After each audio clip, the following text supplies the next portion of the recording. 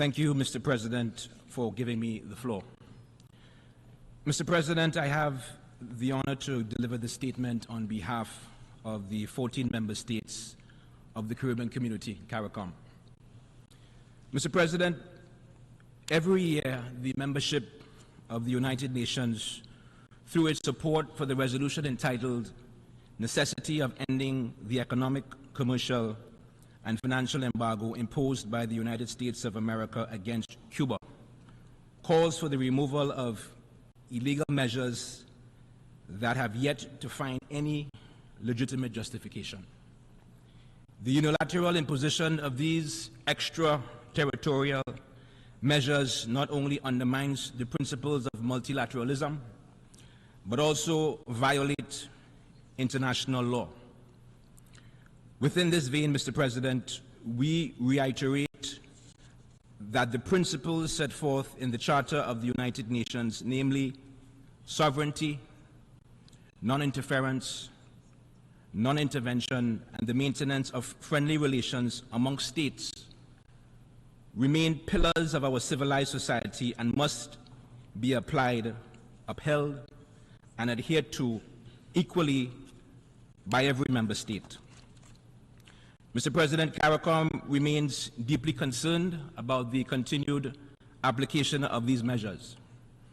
The debilitating consequences continue to unjustly burden the everyday lives of the Cuban people and impede the socio-economic development of the nation.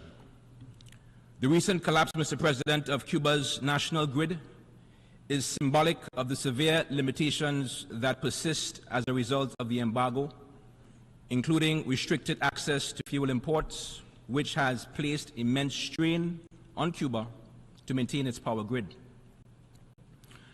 Mr. President, membership in these United Nations signifies that states agree to uphold the Charter of the United Nations.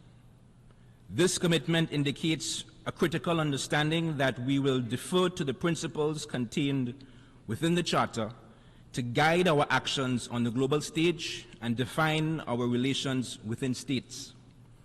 This is how we safeguard effective multilateralism, friendly relations, and peaceful coexistence.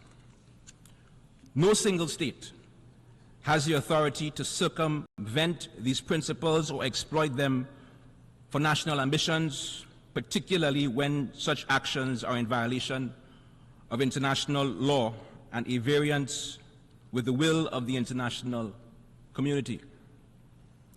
Within this context, Mr. President, Caricom echoes the calls of the international community for states that have and continue to apply laws and measures that violate the Charter of the United Nations and international law to take the steps necessary to repeal or invalidate them as soon as possible in accordance with their legal regime. We further repeat, Mr. President, our call for Cuba to be removed from the U.S. Department of State's list of countries deemed to be state sponsors of terrorism.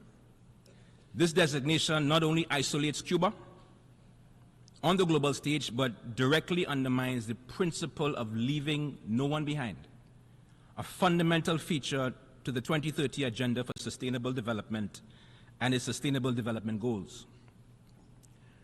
We therefore urge, Mr. President, the United States to heed the calls of the international community in line with obligations under international law, including the Charter of the United Nations, and take the steps necessary towards restoring trust and rebuilding friendly relations for the shared interests of a peaceful Caribbean and strengthened multilateralism.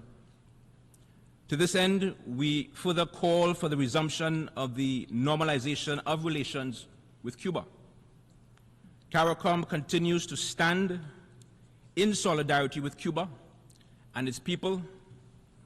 We remain committed to defending the purposes and the principles contained within the Charter of the United Nations and to fostering a global environment rooted in mutual respect and cooperation.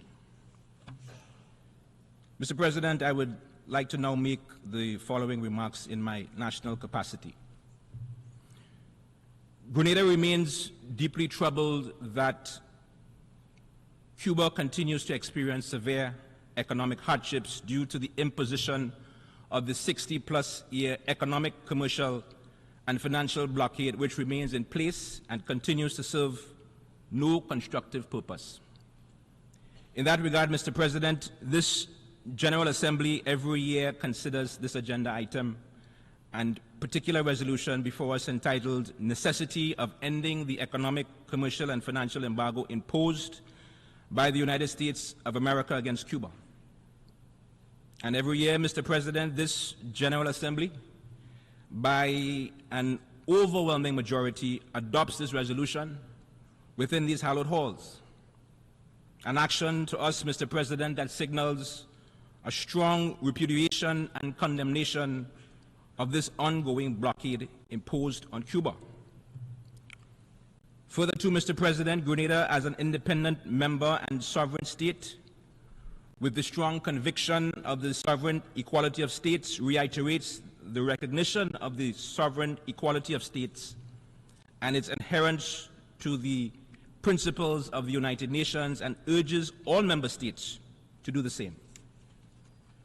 Additionally, Mr. President, Grenada continues to categorically and unequivocally state and reiterate that it neither promulgates, applies, nor condones laws or measures that encroach on or undermine the sovereign rights of any state, as well as any such laws that restrict or hinder international trade or navigation by any state. It is in this context, Mr. President, that Grenada reiterates its call for the complete removal of the economic, commercial, and financial embargo unilaterally imposed by Cuba by the United States of America. Grenada, like many states, Mr. President, has shared a long-standing, warm, close, and profoundly deep friendship with Cuba. And it is the unarguably selfless, material, and intangible contributions made by Cuba that Grenada believes has added tremendous value to the Caribbean community, added value to the other countries of the Latin American region, and added value to other member states of the wider international community.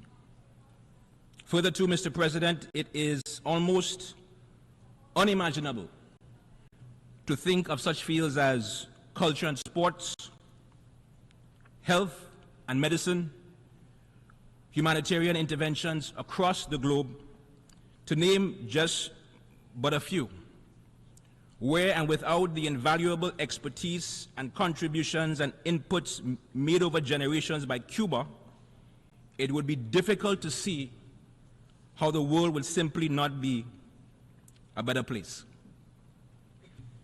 It is against this background, Mr. President, and recognizing that the current blockade in particular has done nothing more than to suffocate and impede what could otherwise be the tremendous economic and socio-economic advancement of the Cuban people. Instead, Mr. President, what we have seen through this 6-decade-long blockade has been continued hardship for the Cuban people, and its effect has only served to be only counterproductive to the goal of human development, not to mention the continued violation of the sovereign rights of Cuba and its people in direct contravention of the principle of non-interference in the internal affairs of states. Consequently, Mr. President, Grenada will continue to support the General Assembly's resolution that is before us, A/79/L6.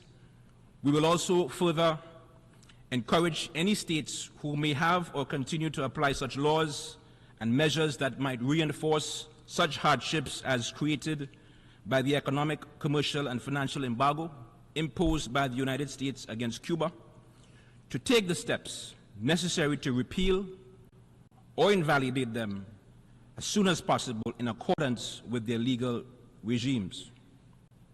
In closing, Mr. President, Grenada will continue to join the international community in fully encouraging, supporting, and promoting all necessary actions that will lead to a decisive resolution that brings to an end the economic, commercial, and financial blockade against Cuba. Mr. President, Excellencies, Grenada stands with Cuba. I thank you, Mr. President.